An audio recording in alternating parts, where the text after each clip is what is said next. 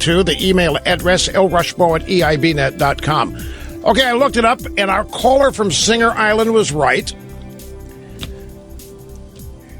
As a piece in Time magazine, although that piece doesn't get into the stuff about a magnetic core, it's implied. But it is stated that there is no iron core, and therefore that might be the reason Mars has no atmosphere.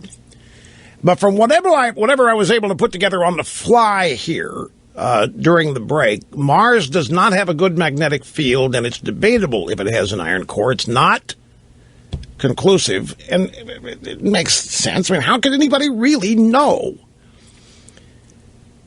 You know what one of the sources for what is models? I'm just reading to you what I found here. Some of the models suggest that Mars does have an iron core, but it's up for debate. It is, quote, not settled science. But there's no consensus of scientists on whether or not Mars has an iron core. However, Mercury appears to indeed have iron core. And Mercury has a very high density as well as a magnetic field. Venus is believed to have an iron core based on planet formation models. But Mars doesn't have a good magnetic field, and thus it's debatable if it has an iron core. Jupiter and Saturn have strong magnetic fields, but it's believed that's due to magnetic hydrogen in their cores and not iron. So what all this adds up to is, look at the word suggests, is believed, models point to. Nobody knows. We've had various probes and so forth, but look, I don't want to get too far off the beaten path. My only point here is, and this is inarguable as far as I'm concerned, there's nobody that could change my mind on this. And it's not because my mind is closed, it's because I'm right. And it is this. Whenever you have a scientist talking about a catastrophic event on Mars likely brought about by climate change, that's all I need to hear to tell me we have somebody working who is either actively involved or has himself been co-opted and is unaware of it by a leftist agenda that is related to the effort to push this whole notion of man-made climate change on Earth. And there's only one reason to push that agenda, and it isn't to save the Earth. It's to coalesce power in as many or as few places as possible. It's just big government 101. The good news is, folks, I mean, if you want to look at it in this way, the good news is that none of the other planets have common core. We're the only one that have common core. None of the other planets' education systems have been corrupted yet. Anyway, great to have you back. The news in the Middle East regarding Putin, I want to stress this again. I don't want there to be any misunderstanding. I was not praising Putin as a new humanitarian. I found it incredible that he's able to assume that role, because Vladimir Putin is not a humanitarian. Vladimir Putin is a tyrant. He has ambitions and dreams of reconstituting the old Soviet Union. He thinks that the dissolution of the Soviet Union was the greatest geopolitical disaster in modern times. He has openly stated this, and he openly has stated his desire to rebuild and reconstitute the Soviet Union, not just Russia, which means reconquering a bunch of satellite countries. His focus now is in the Middle East. And the focus in the Middle East is due to one thing. It's oil. Well, the unrest as well. But it's also, look at what Putin's been able to do with our help. He's essentially kicking us out. We are abrogating any responsibility in the region. We're abrogating roles that we formerly assumed that were in existence rooted to our moral values, and that is protecting liberty and freedom and sponsoring it and promoting it all over the world. We now have a leadership that thinks that's none of our business, and it never was our business, and that we need to pay a price for this assumption that we were special. And the price that we're paying is the unrest brought about by our exit from the region. So Putin is able to sound like former American presidents, talking about human rights, the right to life, talking about democratic values, and lecturing us and other nations at the UN yesterday in his speech. Do you realize what you've done by basically turning the Middle East over to ISIS? New York Times, Obama and Putin played diplomatic poker over Syria. Obama's not even at the table. You know, Putin's the dealer, but Obama's not playing poker, 21, blackjack, or anything of the sort. From the Daily Beast, of all places, this is the website started by Tina Brown.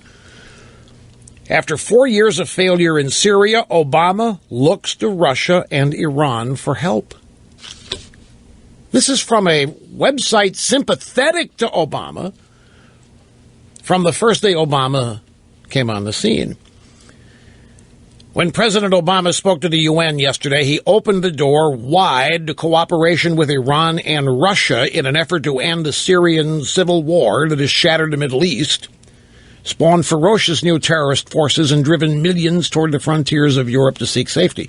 By the way, our policies of abandonment in the region are creating these refugees. Our abandonment of Iraq has led to the creation of ISIS. This is not just idle chatter here, folks, and it's not just partisan politics. These are real-world events that our policies have resulted in.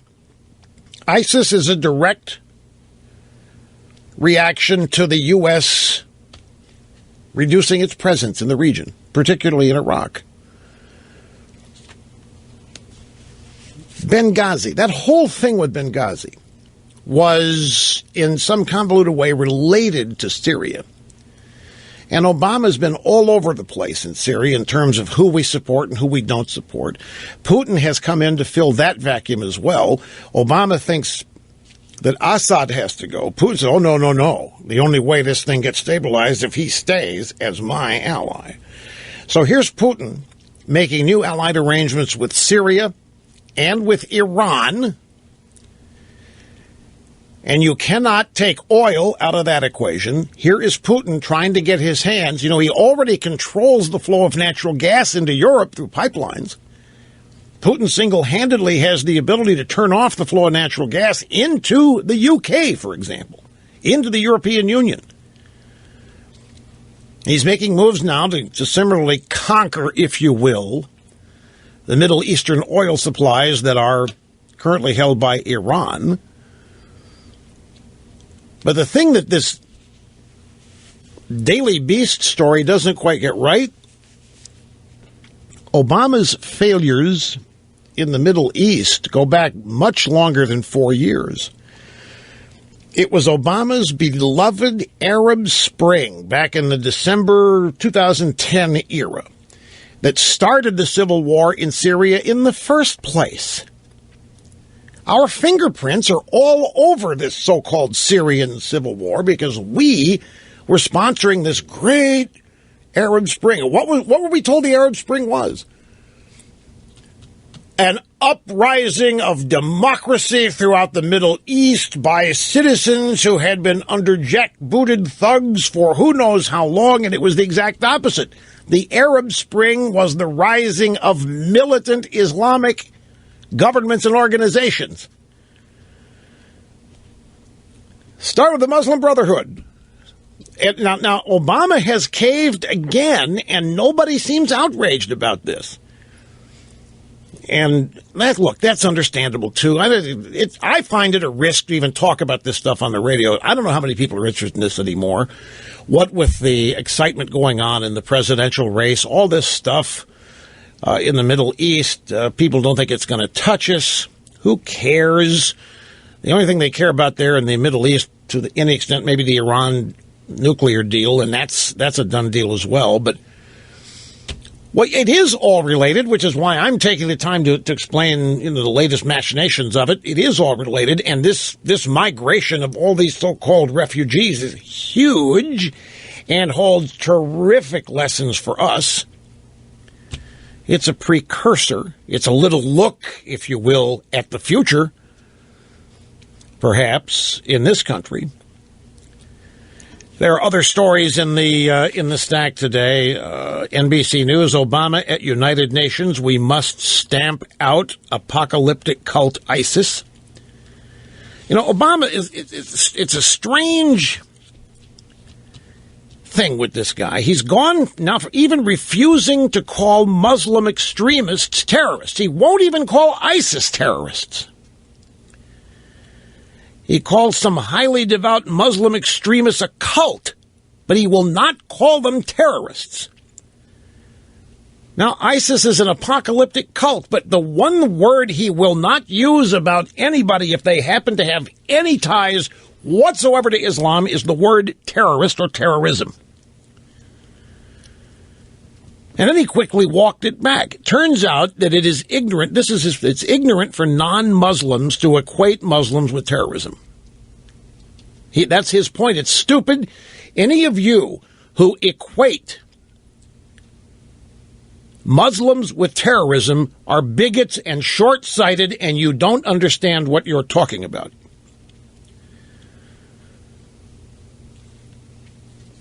So I just think this stuff just continues to happen and roll on and around the world, and it's considered, like much of foreign policy, to be so far away that it is not relevant. But of course, it is relevant. Obama's not the last liberal there's going to be, because Obama leaving in a year and a half or whatever. He's not the last liberal. There's Joe Biden out there, and there's John Kerry, and there's Hillary, and whoever else. The Democrat Party is full of these people. So the ongoing quest here is to educate, inform, open people's eyes about liberalism and liberals and what happens when these people are in power. Look at what's happening to the American healthcare system. Now we've got even more Obamacare co-ops are failing left and right. The Obamacare system is slowly falling apart, and we still do not have a Republican opposition party taking advantage of that in a political sense to move in and wipe it out and restructure it and rebuild an American healthcare system that actually works, that is close to affordable, that at least is put on the right path.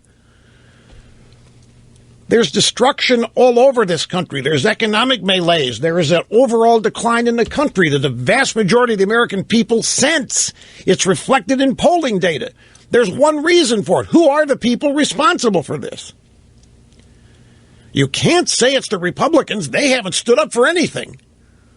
As a result, their fingerprints aren't on anything. However, their fingerprints are also not on any effort to stop any of this.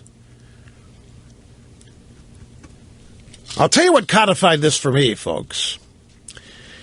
When I kept seeing stories in the news media about despondent and depressed millennials, despondent and depressed over their futures, despondent because they have educations that are worthless, despondents because the job market is changing and there aren't very many traditional career jobs, are not nearly as many. The job market is flooded with more Americans not working than ever before. The welfare state is on the rise. Everybody understands this is not the way this country works. And you talk to the millennials and they say, well, I guess the country's best days are behind it. We kind of just missed it by the accident of our birth. So a lot of millennials are running around thinking that this great America that they've heard about, they're going to miss it. They were born too late. They do not associate current circumstances, whatever they be, economic, political, you name it, with the current administration. For some reason, they've been convinced that all of this is previous Republican presidents' faults, starting with George W. Bush and that Obama is some great hero trying to keep his finger in a hole in the dike, doing whatever he can to stop all this from happening, but he may not be able to. He's rocking and working really hard. It's absurd. So that's why I continue the effort here to inform as many as possible about liberalism and about liberals and leftism in general. Anyway, brief time out. We've got to take a break. Also, an announcement coming later here, not too much longer, but a new Rush Revere time travel adventures with exceptional Americans hit coming up. Don't go away. Happy to have you with us. Yes, we've got news of Trump's tax plan coming up and drive-by media reaction to it. And there's, a lot of conservatives in the commentariat who have uttered words of contempt for Trump are now praising him with his tax. Well, yes, you shall hear shortly coming up. We also have many in the drive-by media, such as David Rodham Gergen, the dean of conventional wisdom, thinking that Trump's tax plan is very Reagan-esque. But the point is, when somebody like David Rodham Gergen says it's Reagan-esque, that's not complimentary to the left. Reagan, there's no complimentary association possible with Reagan. When you're talking about taxes, they despise Reagan on taxes. Tax cuts created the deficits in the national debt that still strangle us to this day, is what they believe. Anyway, all that coming up, and I want to get back to the phones first. We'll go to Dodge, Nebraska. David, great to have you on the EIB network. Hello. Oh, it's honored that you're taking my call, sir. You bet, sir. Bitter Klinger dittos from the middle of America. Bitter Klinger. Yep, exactly. Wanted to kind of back to the climate and the catastrophe and the one-year climate prediction that we never seem to get. Right. I say that we actually do get one example, a one-year attempted prediction, and that comes to us in the form of the hurricane season predictions, for how many have completely fizzled out. Well, the only problem with that, and I understand what you're saying, is that they hope for massive hurricanes so they can relate them to climate change. And in that sense, if hurricanes were happening, they might have that opportunity. But does anybody know off the top of your head, how long has it been since a major Cat 3 or above hurricane struck land in the continental United States? It's over 10 years. Way to go, Mr. Snerdley. Exactly right. So over 10 years since a Cat 3 or higher has hit the continental U.S., struck land. You remember the hurricane season begins June 1st every year, and I'll never forget this. The June 1st after Hurricane Katrina, media were actually lined up on the beaches here in South Florida, just like they were when we invaded Somalia. Remember that? The media got there first. Dan Rather and the boys were on the beaches as our troops got off the transports and were coming ashore, and the media was trying to interview them. Our media got their hotel reservations.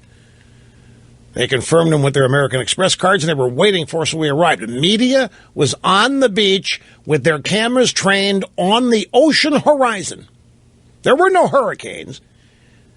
They were desperately hoping. You can look at the National Hurricane Center forecast. When there is even, there have been two this year. There have been two tropical storms, both of which fizzled, never amounted to anything other than low-pressure thunderstorms. But so desirous are the people in the crisis business in this country that they were giving us computer models of the direction and the wind speed and all that, and they were never amounted to anything. I think I use the word corruption, and it may be a bit strong, I don't know. But what's happened is that this way of thinking, the left-wing way of thinking, has just co-opted everything. And one of the major problems with that is that liberalism is a lie, and they know they have to lie, like staging events, like the 5-year-old girl approaching the Pope on illegal immigration, totally made-up event. they have to stage these things. There's nothing in it that you can trust and believe. It's all smoke and mirrors. Anyway, back in a second. Welcome back, my friends. I'll rush ball with half my brain tied behind my back just to make it fair. Ladies and gentlemen, it is not an exaggeration to say that we are overwhelmed with emails. Thousands and thousands of emails from children and their parents, and now a number of teachers, an increasing number of teachers from all over the country are emailing us and talking about the Rush Revere Time Travel Adventures with Exceptional Americans children's book series. And they're writing us to thank us. They're writing to congratulate. They're sending us pictures of themselves reading the books, opening them on Christmas morning, doing school projects related to the books. It's the most heartwarming thing that you've ever seen. And we are also being inundated with requests from these same people, kids, their parents and grandparents and teachers, and asking when the next one is coming out. Will there be another Rush, Revere, and Liberty time travel adventure series with Exceptional Americans book? Many parents are telling us that for the first time ever, their children are interested in reading the printed word, not just an iPad or an iPhone or some digital device. They're actually interested in reading and in learning history. And I cannot tell you what a gratifying thing it is to see all of these emails that we are receiving. The comments and feedback just overwhelm us. They just warm our hearts immensely. And this whole project has become a commitment and true labor of love, because it's a passion of mine, a passion of all of ours, that young people learn, know, respect, and revere the founding of the United States of America. We want them to know how lucky we all are to be Americans. We want them to never forget what had to happen in order for this country to exist. We try to impart to them, in language that makes sense to them, the miracle that is the United States of America. The amazing stories, which do not have to be embellished, do not have to be added to in any way, shape, manner, or form, that made this incredible country we all live in today. And all of these emails and all of these requests inspire us to keep going. And so I've been chomping at the bit here for the past, every time I get a call from a young child wanting to know about the next book, you don't know how I've been chomping at the bit, eager to say, oh, yeah, it's coming up. It's right around the corner, but today I can. Thrilled to finally be able to announce the fourth book in the Adventures of Rush Revere series. It's available for pre-order right now. Title of the fourth book is Rush Revere and the Star-Spangled Banner. Rush Revere and Liberty, a talking horse. Brilliant creation, by the way, Liberty, this vehicle that we've created for the talking horse, by an accidental lightning strike when he was a young colt. He somehow is able to talk and time travel to anywhere in American history. And he has his trusty friend, Rush Revere, who dresses up like Paul Revere all the time as a substitute teacher and takes some students with them now and then. And so Rush Revere and the Star-Spangled Banner, they travel back, they meet Francis Scott Key, and learn the exact things happening as he wrote some of the most iconic words in our country's history. But it's not just that. I can't give the whole thing away. But I do want to tell you that Revere and Liberty take some students back to Philadelphia when founding documents are being written. And I don't want to give anything away, but this is a major endeavor. This is what it's all about.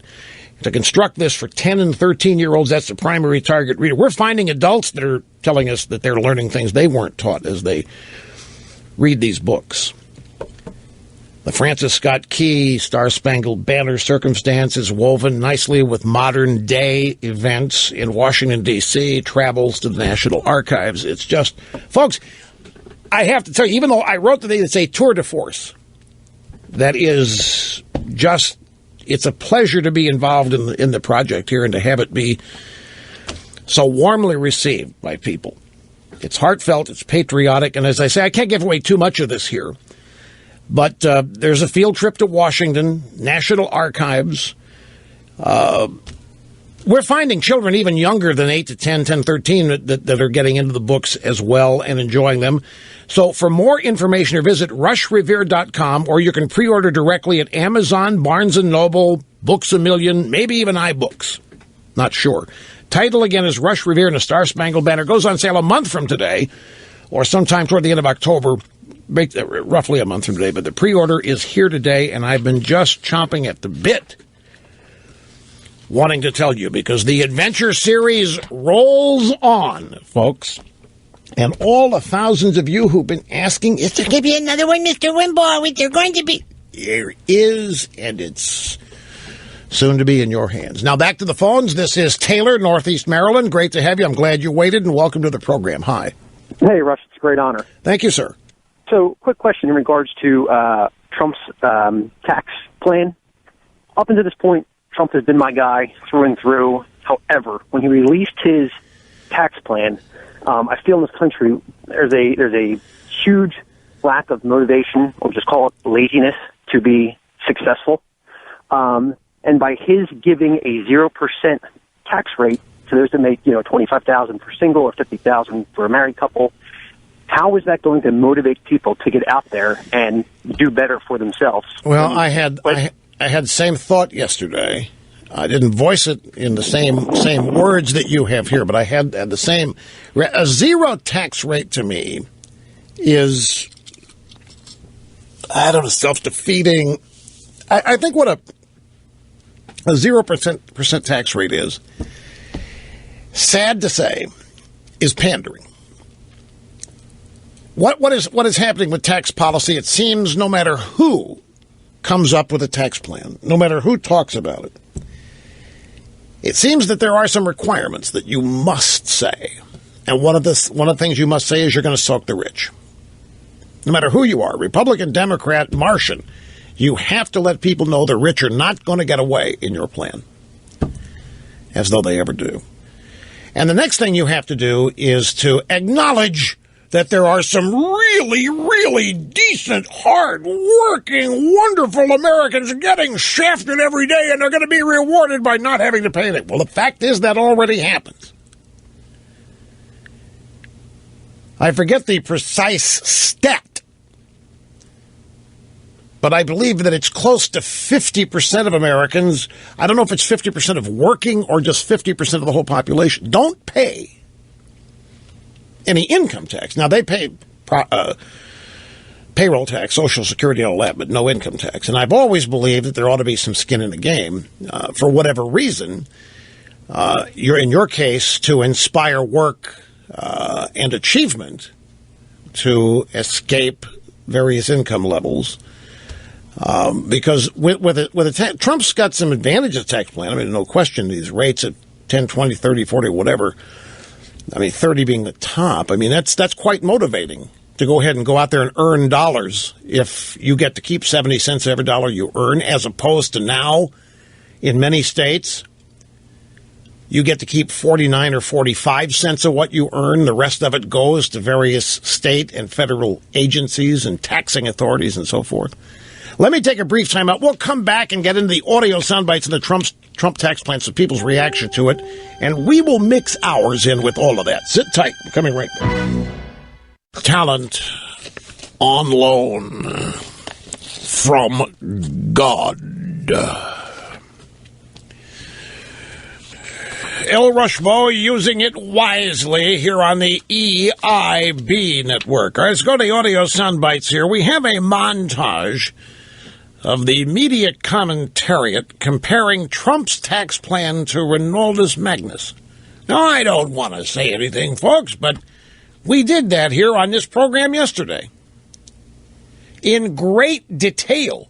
Yesterday, people, when Trump's tax plan came out, were savaging Trump's tax plan because it went overboard, they said, in taxing the rich. And I went back and got some Reagan comments from 1985 after his first wave of tax cuts, where he mentioned a number of wealthy corporations and Americans that weren't paying anything, and that just wasn't right. And this whole idea, by the way, that the rich got away with paying nothing during Reagan and his tax cuts, that's one of the many lies that's being told in the history revisionism of the Reagan tax cuts. The rich are paying a bigger share of the tax burden than they ever have, and it all started with the Reagan tax cuts. Now, you might say, well, why aren't they mad? The reason they aren't mad is that they're keeping more of what they earn at the same time. See, that's the beauty of this. By lowering the rates, and when Reagan took office, the top marginal rate was 70%. Now, very few people paid 70%, only the idiots. And it was the highest bracket, and it took a while to get there. But there were plenty of options to shelter your income rather than pay that. But that money, when you sheltered it, went somewhere besides you. And it did not all go to economic growth or in areas that would contribute to economic growth. Reagan reduced in 8 years the top rate 70% to 28%. The amount of revenue to the Treasury doubled. So the rich began paying even more in taxes, but only because they were sheltering less. When you get to keep 82 cents of every dollar that you earn, you'll report earning dollars left and right. You won't worry about trying to shelter some of it or hide it with deductions. You'll happily take the simple route, report the income, pay the tax. And the way it works is the low rate creates economic growth, which creates jobs, which creates more taxpayers, which spreads the taxation burden across more people. It all works. It works every time it's tried, but Obama doesn't believe in it, and he's done his best to wipe it out like every Democrat has. And they get caught up in the fairness of rate percentages rather than revenue generated. So Obama can look at the capital gains rate at 15% and think the people paying it are uber rich, and it just isn't fair, even though the rate is creating revenue flowing to Washington like nobody ever predicted before. But that doesn't matter to Obama. What matters to him is at 15%, it just isn't high enough. It's not fair. It needs to go up to 30%. And the minute that starts happening, then people stop reporting capital gains. And the amount of revenue going to Washington plummets. Well, it may not plummet, but it shrinks. So there's no mystery to this. The rich pay a higher share, and they end up keeping more of what they earn. And now people may, that's not possible. It totally is possible. The math is what it is. Look at it this way. You'll use even numbers. You earn $10,000 a year. And there are 5 tax brackets, and the highest tax bracket is 80%. In other words, you would pay 80 cents of every dollar you earned. But to avoid that, you can invest over here in this charity or that charity, or you could some kind of newfangled deduction that's in the tax code so that your income never got to the level requiring you to pay 80%. And you've structured your life around tax deductions. To avoid that 80%, 70% below it, the 60% below it, you want to pay as little as you can. You certainly aren't going to be an idiot and pay 80% of your taxes and income. And it used to be 90% in this country when JFK was president. 90% was the top marginal bracket. And that's when JFK embarked on Reagan-esque tax cuts, by the way.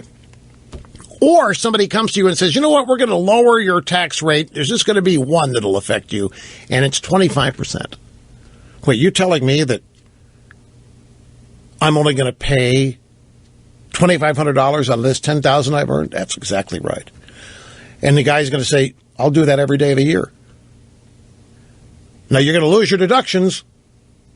There's a trade-off for this. That's fine with me. It's less work for my accountant. It's less mess for me. It's less chance of it's straight across. And that's what happened. So more people started reporting income that was taxed. Tax revenue went up. They were paying a smaller rate. They kept more. The rich were paying a larger share of the tax burden in actual dollars. And now the percentages have caught up too. It worked. It worked so well the left had to immediately begin to make up things and lie about it, call it trickle down, say it doesn't work. So here comes Trump with his tax plan yesterday, and here is a commentariat media montage. Ronald Reagan, when he left office, he brought the top rate down to 28%. Donald Trump, 25%, just about the same. Donald Trump's ambitious tax package that many call Reagan big. Supply-side economics worked so famously in the 1980s and 90s with the Reagan tax cuts. There's a very good reason to try it again. Just like Reagan. Equating it to Reagan. This is certainly Reagan-esque. Rush Limbaugh said yesterday on his air the Trump plan is similar to Reagan's 1980s tax proposals. This is precisely correct. This is exactly right.